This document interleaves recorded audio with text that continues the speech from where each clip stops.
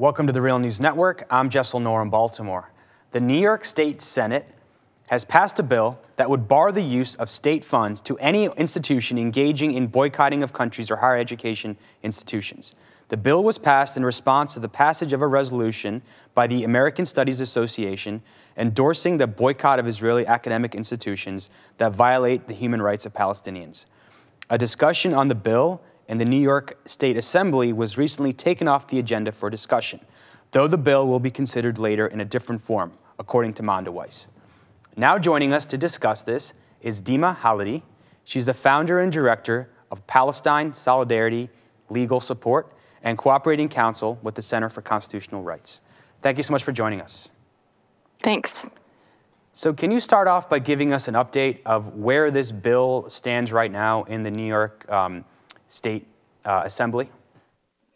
Yeah, it was passed very quickly in the State Senate, and it was supposed to be considered by the Assembly on Monday. This bill was really fast-tracked in the Assembly. It was supposed to be considered by the Higher Education Committee, the Ways and Means Committee, and the Rules Committee. Originally, the Higher Ed Committee was supposed to consider it on Tuesday. We learned at the last that it had been moved to Monday. So it was clear that there was a large effort to get this passed very quickly. So it was our understanding that it could get to the floor of the Assembly by Monday. So at this point, what happened was that after a huge effort to mobilize people in opposition to this bill, it's been delayed. The Higher Ed Committee took it off of its agenda on Monday, and it's now yet to be seen what will happen with it. It may be introduced in a different form. So we're not sure at this point what will happen with it, but the opposition was and came from a lot of different organizations, including the Center for Constitutional Rights and PSLS, as well as Jewish Voice for Peace, the CUNY Faculty and Staff Union. So there were a lot of forces mobilized against this bill once it became clear what it was about and the real threat that it poses to First Amendment speech. And so it appears that this pushback was successful in at least watering down some of the language in the version being discussed in the Assembly versus the Senate bill, which was passed really quickly, as you said, and seemed much more draconian and much harsher. Well, it's not necessarily the opposition that affected that. There were always two separate versions of the bill, the one in the Senate and the one in the Assembly. And so a supporter of the bill said the First Amendment protects every organization's right to speak, but never requires taxpayers to foot the bill. Give us your response, and what is your response overall to this bill and what it means for academic freedoms and the freedom of speech in this country? It's very clear that this bill was aimed at shutting down the growing movement for boycotts and divestment against Israeli institutions, the Israeli state, and its discriminatory policies against Palestinians. So the real problem with this is that it's a attack on First Amendment speech activities. The United States Supreme Court has said very clearly that boycotts intended to effect social, economic, and political change are protected First Amendment activities. And it's very clear that that's what the American Studies Association boycott resolution was aiming to do, which is what this bill was focused on. It was a clear reaction to the ASA boycott resolution.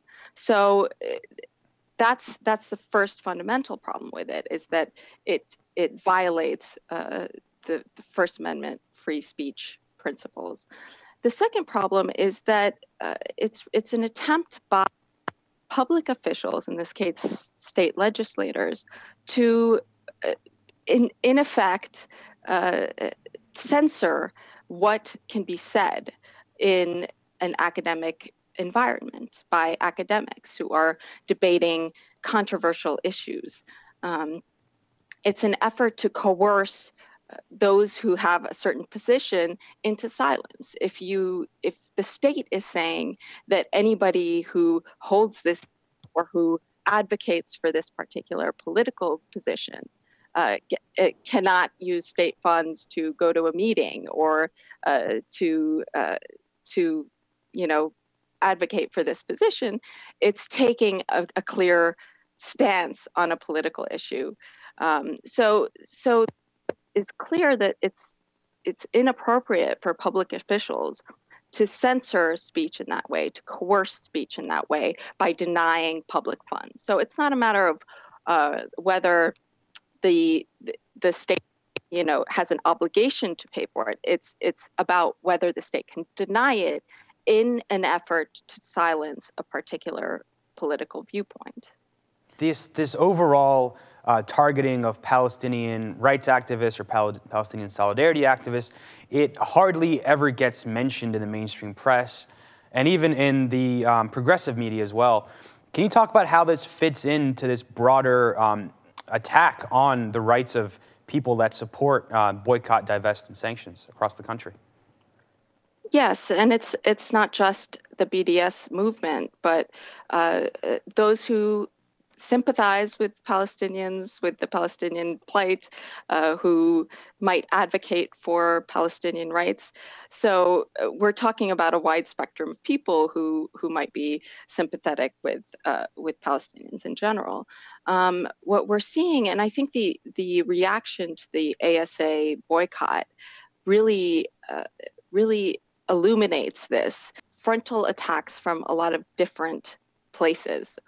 So in the case of the ASA boycott, we saw not only this legislation in New York, there are similar bills being proposed in Maryland, possibly California, possibly even the United States Congress.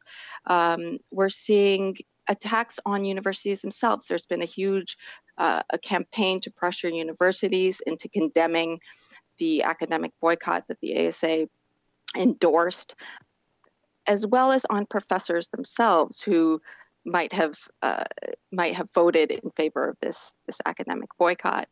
We saw in Georgia Hillel posting names of professors who voted for the academic boycott, and in effect putting them out there to be targeted.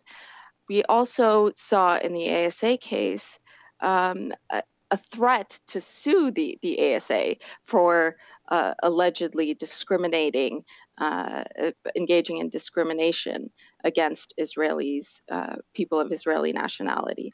So it really reflects the level of organization and mobilization against these efforts to promote Palestinian rights.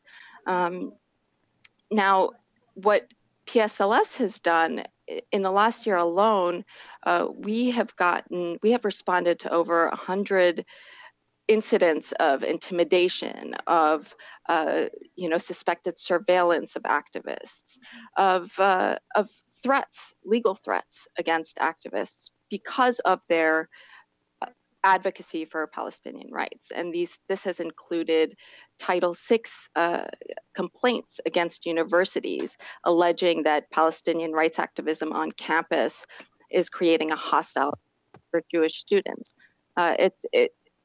Several of these complaints were actually dismissed, and the Department of Education, which investigated these cases, clearly said that what the complaints were based on were protected First Amendment speech activities, that just because somebody might be offended by this activism doesn't make it harassment or discrimination under Title VI.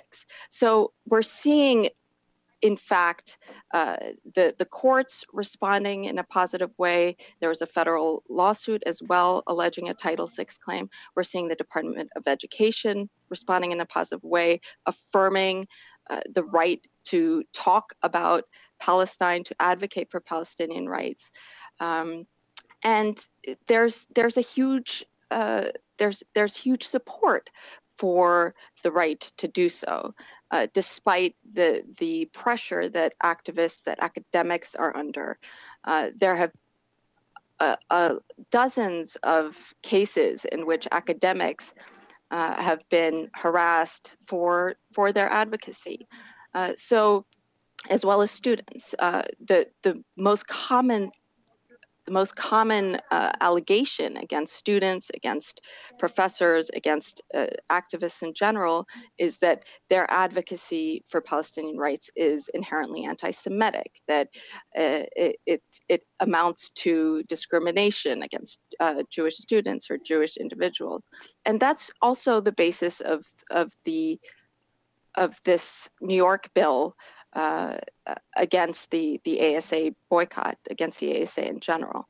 The underlying accusation is that it's anti-Semitic to engage in this human rights advocacy because it targets Israel, which is self-described as a Jewish state. So it's a real widespread problem, and we are working around the country to respond to these kinds of attacks on activists. Thank you so much for joining us. Thank you. You can follow us at The Real News on Twitter. Tweet me questions and comments at Jessel Noor. Thank you so much for joining us.